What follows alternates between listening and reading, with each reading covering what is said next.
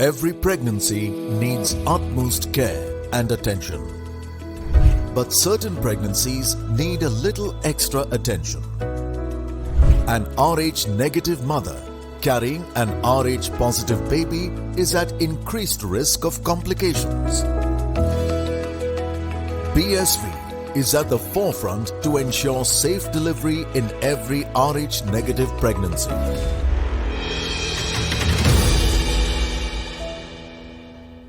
But what is it with the last over? What is it with drama in the last over? We saw that with Deandra. We saw it again with Jess Johnson. Julie, I'm going to come to you. Fantastic win for Australia, even though there were some nervous moments. I know. I've had the pacemaker on all evening. Here's me saying, "Yeah, we'll kill this," and I'm like, "Oh my God, I look like an idiot."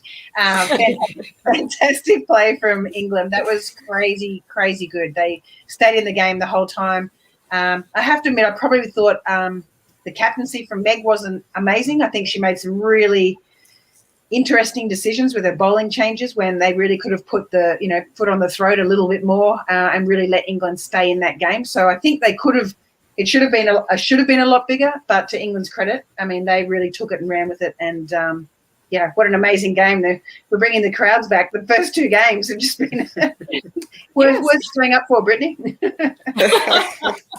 This was amazing because we were talking about earlier, and it held true about how the England batters had a lot to prove, and they were coming off a mixed match sort of a last few weeks in some sense, and they just sort of stood there and said, we should be counted.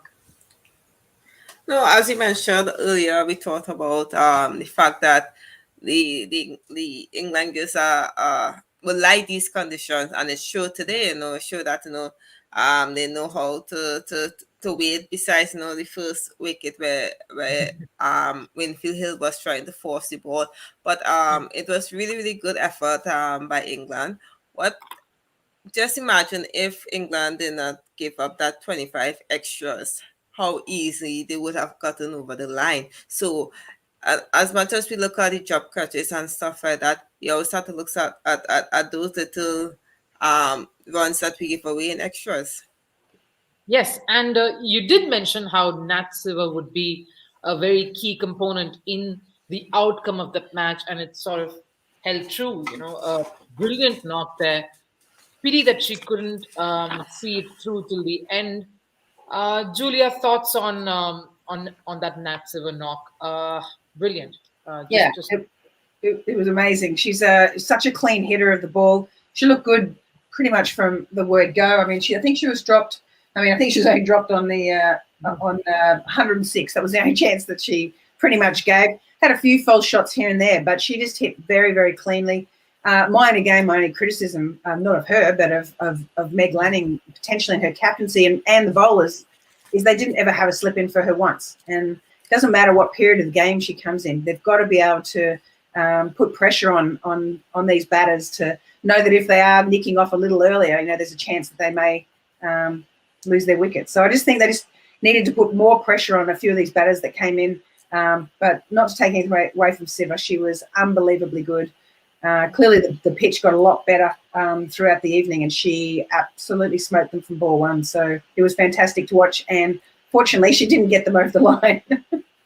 Yes, go on. Yeah, just to stress on Julia's point there, I always wonder why when a new batter comes to the wicket, why pressure don't be applied, why the four fielders stay outside, why a slip don't be in place. Like it feels like skippers don't back bowlers to make something happen. I think going on in other games, we like skippers to be a little more aggressive, a little more attacking, help the bowlers make something happen. Just to sit back and wait.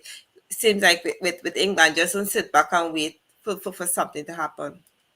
Yes, very good point there. The whole point about such games in the end, especially when it gets really close, is to make something happen there rather than react or wait for it. And